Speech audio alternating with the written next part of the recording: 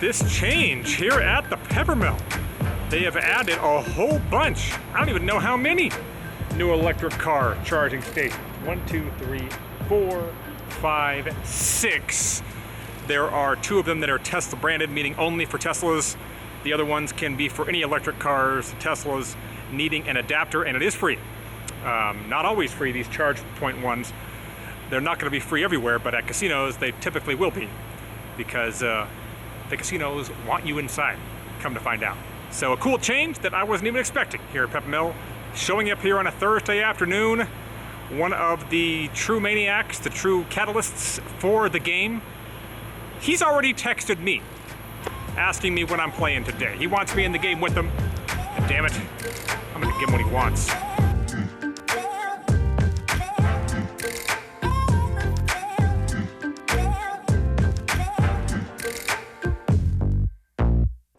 Before we get to the current session, there was an unforgettable moment during the other day that I played this week, when the game's biggest action player correctly folded pocket queens pre-flop rather than call an extra $225 after committing $175 in a 3-way pot, one player all in.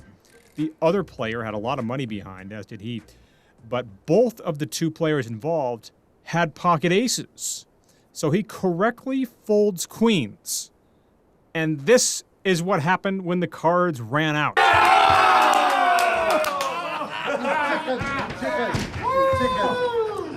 Oh my God. As I always say, the louder the game, the better the game. Always hurts when you would have flopped a set and rivered quads. I show up for this vlog at 3:30 p.m. on a Thursday because my son's nap ran long, and was unable to get into the second game, which is generally my game plan. So as I wait for a seat to open up, I listen to the latest episode of the pokerlife Poker Podcast and say hi to my buddy B, who you'll remember from the San Francisco trip, making a cameo this time at Pep. By the way, if you're a fan of the vlog and feel like making a cameo when you see me, let me know and we'll see what we can do. And while she's not making a cameo, my thanks to Lisa at Peppermill for the newest addition to my kitchen, #VGK. First hand of this vlog I play is when I 3-bet ace king of hearts to 85 and get a 10-high flop with 2 callers. Ultimately, one guy bets 150 and I fold. The other guy calls off his entire stack with king jack and loses to pocket eights. Over the next half hour, I don't play a single hand. We then get a $25 open from an aggressive young guy in the under-the-gun +1 position, then an aggressive older gentleman who is in the process of racking up and table changing, makes it 100. I looked down at king queen of hearts on the button. It was close, but I opted to make the call here given the fact that I hadn't been playing any hands. The big blind calls as well, and to my surprise, the original raiser does not. So with 325 in, the flop is king queen 9 1 heart. The pre-flop 3-better angrily fires his entire rack into the pot, which held almost all of his chips. I snap call the $535 wager and the others go out, giving us about a $1,400 pot. I ask if he wants to run it twice. He asks if I have a set. I say no. He then says, okay, 1 time. He shows pocket aces. I turn a straight flush draw to go along with my 2 pair, which was nice. So he has a few outs, but not many. Instead, we river a boat, and he's left to rebuy as he table changes. I then call a raise with ace 9 of hearts against local favorite Dave B and get an ace-high flop, who ends up folding to my undersized river bet, wanting to prove that I am out here cracking jacks, which in this case I was. Then I open up pocket 4's early position, which I'm not necessarily recommending, but in this case I did. I get 3-bet by the same player I was just talking about and decide to call, which I'm also not necessarily recommending. With 115 in, I proceed to flop a set. That, by the way, I'm highly recommending. 10-4 deuce, 2 diamonds. I check. He bets 70, and I check raise to 150, and was definitely not up against a super premium hand, as he mucks pretty much instantly. Then a local crusher known as Turtle Shark wins a big hand off a guy that we've mentioned here before, the Reno Steamer. no relation to the Cleveland variety. $10 straddle is on the button, and I call from the cutoff with ace-4 of spades. The steamer is in the big blind and makes it 55. Both me and the button make the call. So with 165 in, the flop is 3-5-7, 2 spades, giving me the nut flush draw and a gutter. Big blind fires 85. I make the call, and the button goes out. So with 335 in, the turn is the deuce of spades. I'm not sure why I decided to bet here after he checked. If he's steaming, I've got to let him continue to steam on the river. A definite slip-up on my part, as he clearly had nothing and folded instantly, and I don't get any further value out of turning the nuts. I continue to display my uncanny ability to raise pocket eights and flop a set, though I didn't manage to get any action on it. I was also excited to see the 1981 NFC Championship game being shown on NFL Network while walking through the Peppermill ahead of this week's game. More on that coming up. As usual, Table 5 is the place where the biggest players tend to come together. So I switch over there, as does Turtle Shark. The lineup is quite good, though I did try one pre-flop squeeze in a spot that I was convinced would work when I had absolute rags, but of course I ended up doing it against the one unknown in the game who happened to have limped in under the gun with pocket kings, and I spewed off $80 in that spot. Then I flop top pair and turn a flush draw to go with it. I get raised, but miss the flush draw and fold the river. Per usual, pair plus flush draw boards just seem to get me in a lot of trouble, and in this hand, I lose about 200. I then pick up pocket queens under the gun and make it 20. Middle position calls, and the low jack 3 bets to 85. I make the call, as does the other guys, so with 260 in, the flop is 5-6-8, 2 spades, and somehow no one bets. Turn is an offsuit jack. I bet 110, and middle position makes the call. Low jack tanks, but ultimately folds, so with 480 in, the river is an offsuit queen, giving me top set. Now, I'd come to regret my decision to not check raise here ultimately. I was putting him on ace-jack or king-jack and decided to bet accordingly, putting in 200. He says, well, I should raise you here, but I will just call. So we have an $880 pot, and he shows pocket sixes for a slow-played flopped set. I cannot believe that hand played out that way. Fortunate for me, though, to have taken it down. The game got significantly worse in the hour after that, so I opted to get the hell out of there, rack up, and book the win.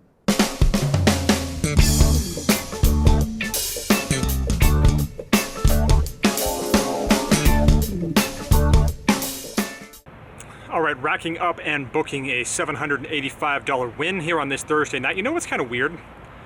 Is that there was a time on this vlog, and I think this was probably 2019, where it seemed like every vlog I would shoot, I would lose. And then the day after that, or in a lot of cases the day before that, I would book a win.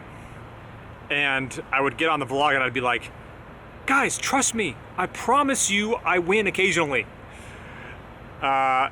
Lately, I feel like it's gone the other way. Like almost every time I shoot a vlog, I've been winning. And I've been booking my biggest losses in the days where I have not vlogged. In this particular case, I mentioned it briefly in the last vlog, but there was a session then after that that was very similar because it was the same guy that got me, local favorite Mr. Z, in a runner-runner flush hand. So I booked another $2,000 loss after the last vlog, and not quite winning half of that back today, but winning a decent amount of it back. On a game where I didn't get a lot of hands, still pretty amazed that hand where I had the set of queens against the set of sixes didn't somehow net me more money, but hey, I'm not gonna bitch. I'll take what I can get.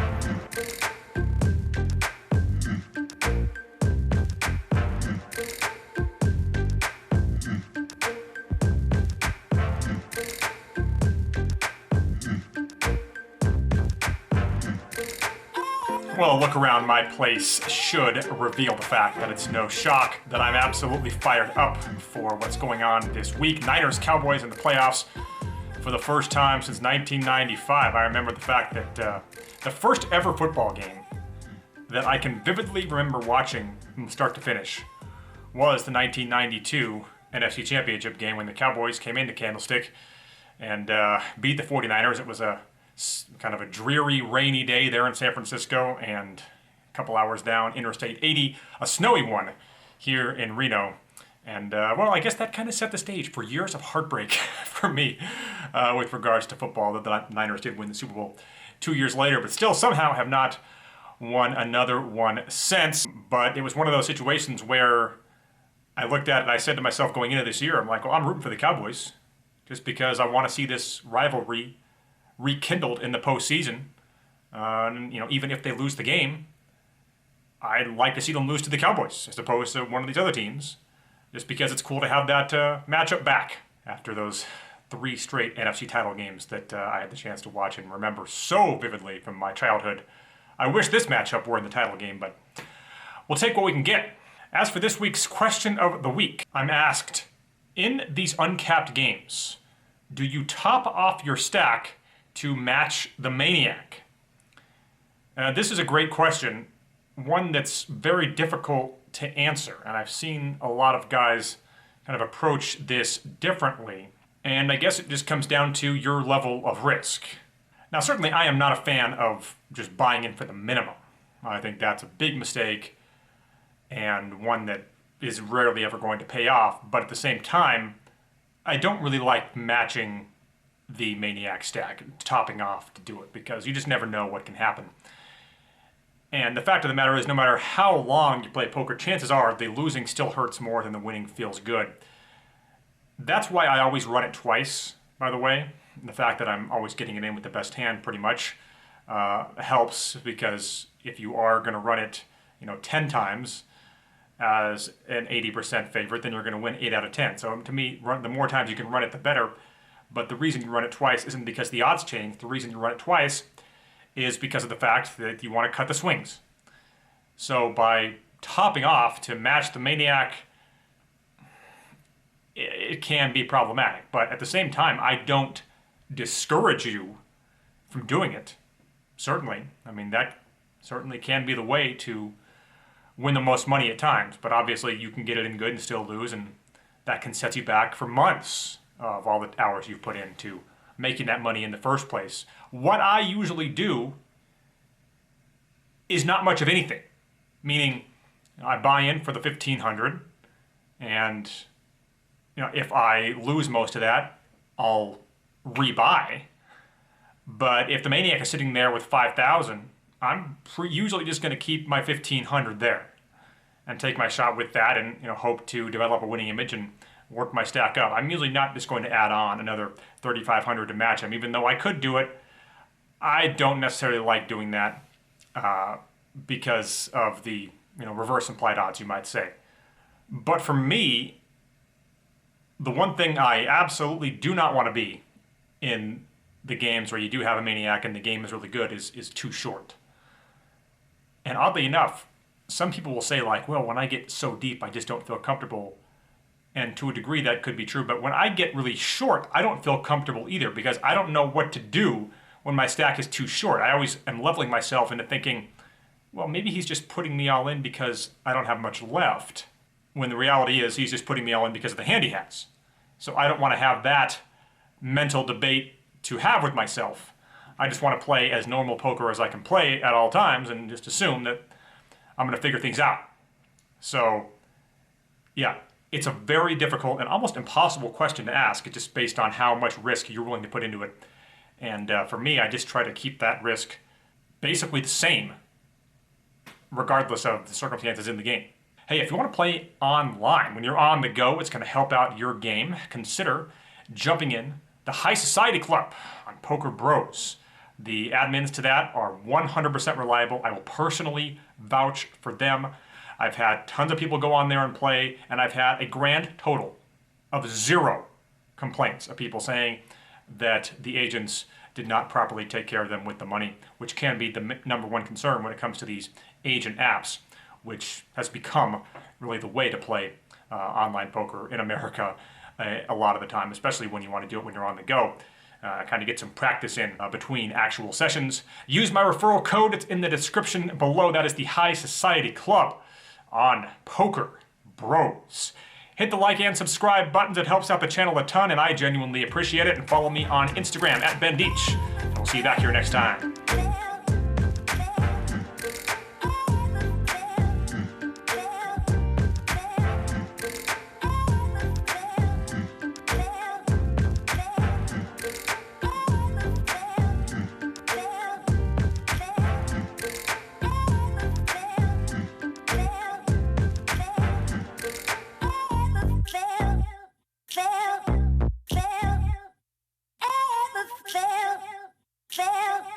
Fail.